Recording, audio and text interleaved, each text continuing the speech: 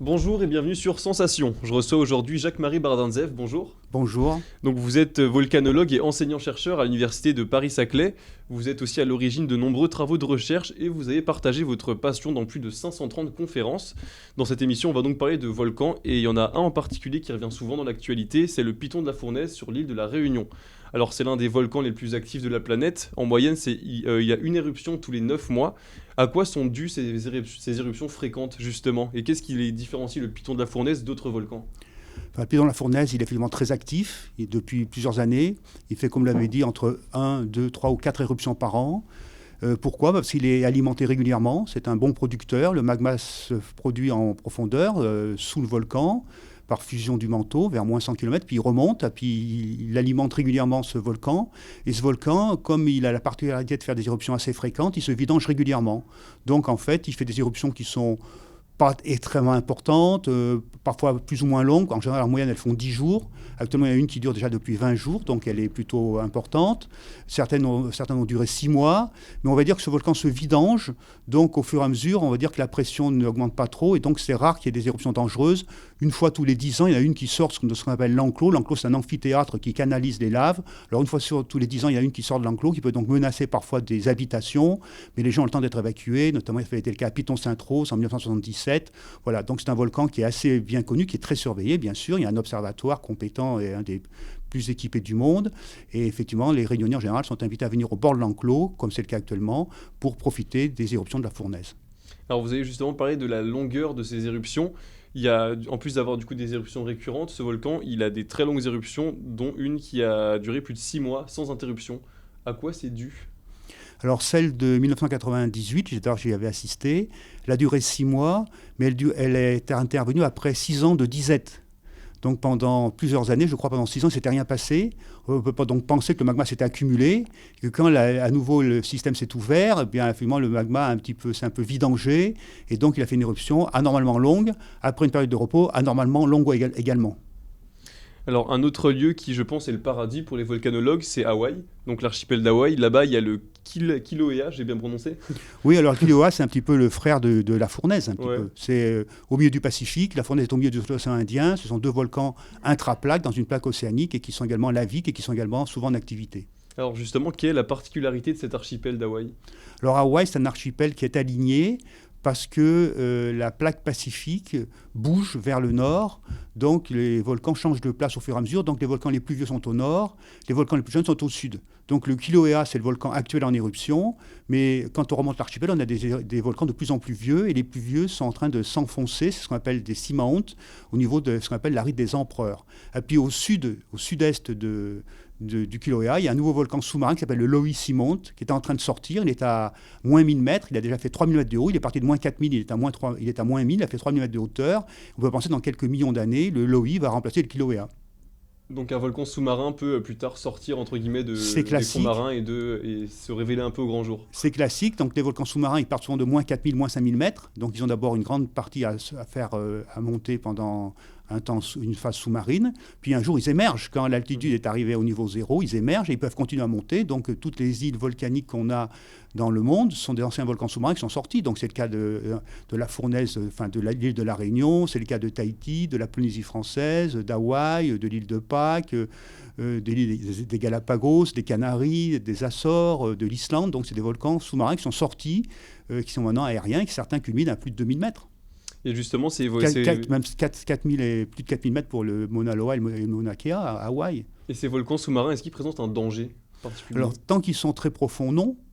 Parce que enfin, pour les habitants, j'entends, je ne parle pas pour les Oui, oui, écosystèmes, très hein, bien. mais enfin, pour les habitants, non.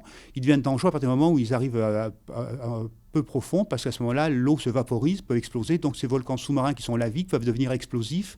Donc on a vu aux Açores, on a vu en Islande des éruptions explosives de volcans sous-marins qui sont en train de sortir de l'eau, justement. Et un cas célèbre, c'est Surtsey, justement, en Islande, en 1963. Ça veut dire, Surtsey veut dire sortie de l'île, il est sorti de quelque part, donc une île qui émerge.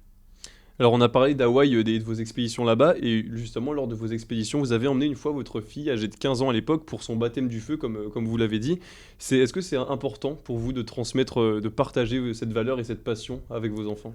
Oui, bien sûr, même avec ma fille, avec tous les enfants de France et de Navarre, hein. C'est vrai que les jeunes sont passionnés. Je suis très souvent invité dans des écoles, dans des collèges, dans des lycées. Donc j'ai fait beaucoup de conférences avec des jeunes, même dans des écoles maternelles. Il y a plein de questions qui fusent. Donc j'ai écrit des livres pour des enfants aussi, pour des petits de 4 ans, des livres pour des enfants de 6 ans, pour des 8 ans, pour des 10 ans. Donc toute une gamme de livres différents. D'ailleurs, ce n'est pas les plus faciles à écrire parce chaque mot doit être pesé. Puis donc c'est vrai qu'à Hawaï, j'y suis allé 3 fois. J'étais allé en 1993, je suis retourné en 2001. Et en 2013, j'ai emmené ma femme et ma fille dans le cadre d'un groupe de passionnés. C'était l'association Atlas. J'ai emmené donc ce groupe là-bas. On était une quinzaine de personnes, dont ma femme et ma fille. Et on a eu la chance, là, à ce moment-là, la lave arrivait dans l'océan. Et on a pu, par bateau, approcher cette lave à quelques mètres. Donc j'avais confié un appareil photo à ma fille. Moi, j'avais le mien. Je lui ai dit, prends des photos. Elle s'appelle Jade. Je lui ai dit, écoute, Jade, profites-en. Et pendant les 10-15 minutes, on était au pied de la lave qui coulait. Je vais pas arrêter de lui dire, écoute, Jade, profite, c'est ton baptême du feu, mais peut-être tu reverras jamais ça, quoi. C'était une grande émotion. Et est-ce que du coup c'est une passion qui pourrait se révéler chez votre fille ou qui est peut-être déjà présente? La nature, oui, mais elle s'est intéressée plutôt aux sciences de la vie qu'aux sciences de la terre. Et donc, elle est ergothérapeute. Donc, maintenant, depuis 1 an ou 2. Donc, maintenant, elle a commencé sa carrière professionnelle. Elle a fait sa vie. Elle aimerait toujours venir sur des volcans. Elle m'accompagne également au Japon. On est allé également en Arizona. Donc, on a vu d'autres choses.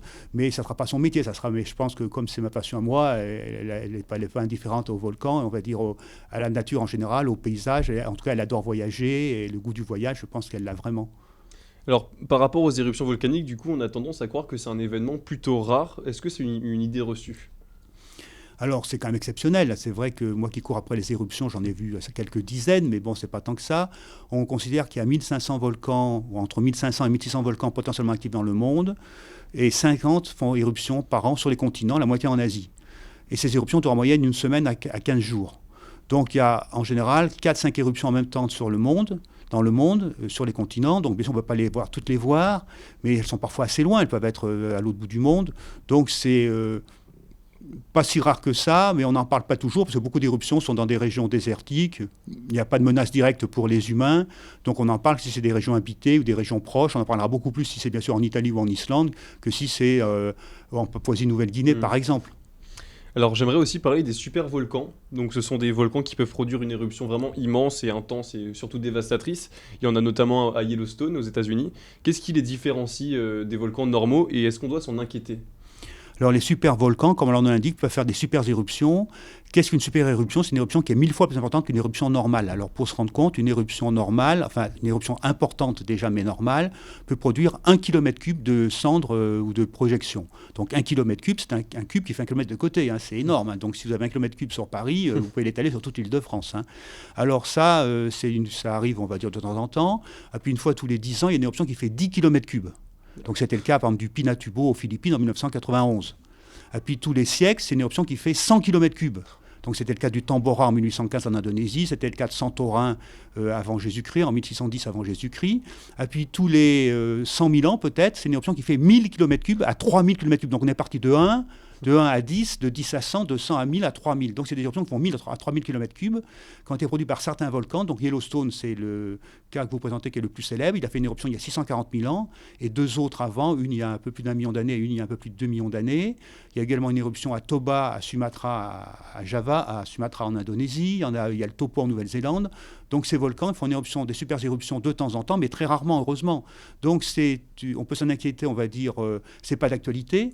C'est vrai qu'une éruption de ce type-là peut être une crise mondiale au niveau climatique, ça peut modifier le climat, ça peut faire une crise écologique sur peut-être tout un hémisphère, mais la probabilité est très faible. On va dire qu'une éruption qui est 1000 fois plus importante qu'une éruption normale, elle est aussi 1000 fois plus rare. Donc ça se produit tous les 10 000 ou tous les 100 000 ans. Donc comme l'humanité telle qu'on la connaît, elle a 12 000 ans ou 10 000 ans, c'est le néolithique. Pour l'instant, c'est une statistique qui est faible, mais si ça se passe, on ne pourra rien faire. Donc à ce moment-là, effectivement, on sera très inquiet.